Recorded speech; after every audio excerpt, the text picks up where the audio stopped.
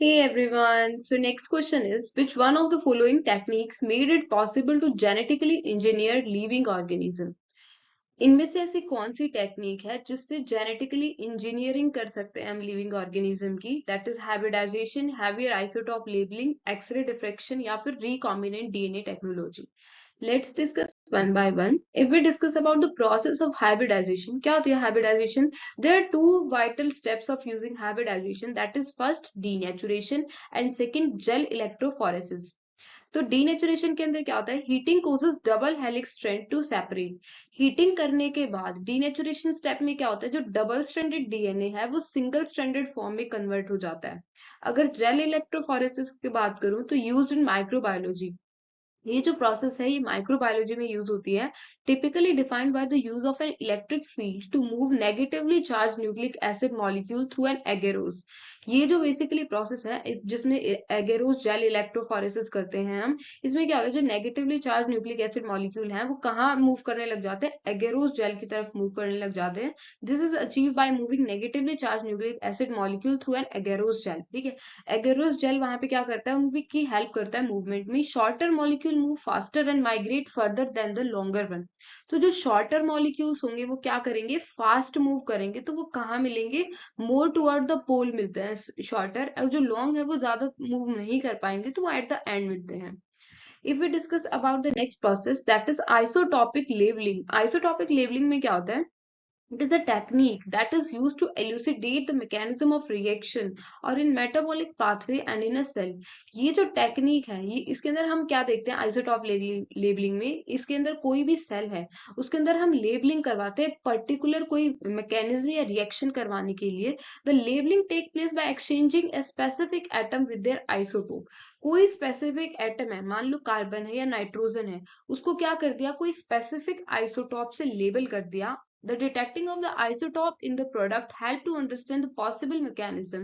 इसके अंदर क्या करते हैं? फिर डिटेक्टिंग करते हैं उन आइसोटॉप्स. वो आइसोटॉप क्या करते हैं? डिटेक्ट करते हैं to help to understand the possible mechanism and the stereochemistry in this sequence of the reaction. और वो जो आइसोटॉप है वो डिटेक्ट करने में हेल्प करता है कि एक्चुअली उस रिएक्शन में हो क्या रहा है. So the detection of the isotopic labels is dependent on the kind of isotope.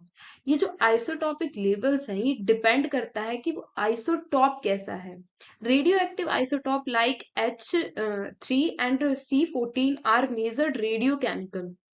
ये जो HC का रेडियो आइसोटॉपल लेवल्स हैं ये क्या है? रेडियो केमिकल के थ्रू मेजर किए जाते हैं.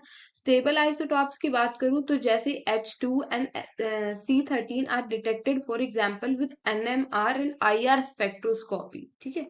ये क्या है? ये डिटेक्ट किए गए थे NMR से एंड IR स्पेक्ट्रोस्कोपी से. सो आइसोटॉप लेवल में एक्सपेरिमेंट में देखो ये क्या है? आइसोटॉप कर दिया गया एक, और उसने क्या किया? फिर फर्दर मल्टीप्लाई करने के बाद देखा कि वर्क कैसे कर रही थी ये रिएक्शन. क्रॉस ओवर एक्सपेरिमेंट में भी यही करते हैं. एक रिएक्टेंट ले लिया और एक इंट्रा मॉलिक्यूलर या नॉन क्रॉसिंग ओवर करवाई इसकी, और उसकी क्रॉसिंग ओवर से क्या मिली? फिर हमें इंटर मॉलिक्यूलर क्रॉसिंग ओवर दिखी.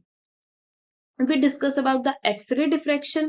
Then X-ray diffraction कौन सी टेक्निक होती है? Non destructive analytical technique for identification and qualitative determination of various crystalline form known as faces.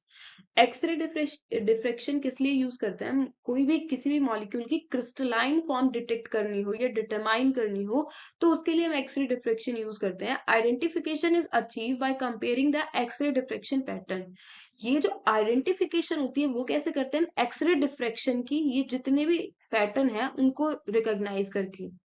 If we discuss about the next, that is recombinant DNA technology. This is the most important technology used in the biotech. A gene must be isolated and well characterized before it can be used in genetic manipulations. सबसे पहले किसी भी organism के gene को isolate किया जाता है. कब आइसोलेट किया जाता है? या तो उसका पर्टिकुलर जीन किसी दूसरे ऑर्गेनिज्म में हम डाल रहे हैं उस दौरान. So one method of isolating and amplifying DNA of interest is to clone the gene by inserting it into the DNA molecule that serve as a vehicle or a vector. Isolate करने के बाद हम उस gene को क्या करते हैं, एक वेक्टर में डालते हैं, whether it is a vector of plasmid और whether it is another vector of plasmid, ठीक है। सो इसके अंदर क्या करते हैं, क्लोनिंग करवाते हैं हम उस जीन की, किसके साथ, जो अदर डीएनए मॉलिक्यूल है जिसके अंदर हमें इंसर्ट करवाना है उसके साथ क्लोनिंग की, और क्लोनिंग करने के बाद उस जीन को कहाँ डाल दिया, वेक्टर के अंदर डाल दिया। When cell divide the recombinant DNA will be reproduce. जब सेल डिवाइड करते हैं तो रिकॉम्बिनेंट डीएनए बन जाता है, जो स्पेसिफिक जीन हमने डाला था और उसके बाद जो जहां डाला था उसका डीएनए क्या करता है, डिवाइड करता है, उसके बाद रिकॉम्बिनेंट डीएनए की फॉर्मेशन हो जाती है। और इसी प्रोसेस को क्या बोलते हैं हम, रिकॉम्बिनेंट डीएनए टेक्नोलॉजी। इसके अंदर देखो ये क्या है, एक वेक्टर है, प्लाज्मिड है, ये क्या है, क्लीवेज साइट होती है इसकी कुछ की particular ORI site, origin of replication की, कहाँ से हम उसको इंसर्ट करवाते हैं। देन क्लीवेज होने के बाद देखो यहाँ से क्लीवेज करवा दी क्लीवेज साइट से, उसके बाद क्लीवेज करवाने के बाद हमने ये जो फॉरेन डीएनए ना, या फिर जो डिजायर्ड जीन या डिजायर्ड डीएनए है उसको इंसर्ट करवा दिया यहाँ पे। इंसर्ट करवाने के बाद ये जो बन गया, ये क्या है, रिकॉम्बिनेंट डीएनए की फॉर्मेशन होगी, ठीक है। सो ऐसे ये रिकॉम्बिनेंट डीएनए टेक्नोलॉजी वर्क करती है। If we discuss about the question, then which one of the following technique made it possible to genetically engineer living organism. अगर लिविंग ऑर्गेनिज्म के अंदर हमें जेनेटिक इंजीनियरिंग करनी होती है तो हम इनमें से कौन सी टेक्निक यूज करते हैं, तो that is known as recombinant DNA technology, ठीक है। कौन सी टेक्निक होती है ये, रिकॉम्बिनेंट डीएनए टेक्नोलॉजी, जिसकी हेल्प से हम डीएनए को इंसर्ट करवा सकते हैं from one body to another body. So ये D option is correct. I hope you all understand this question. Thank you.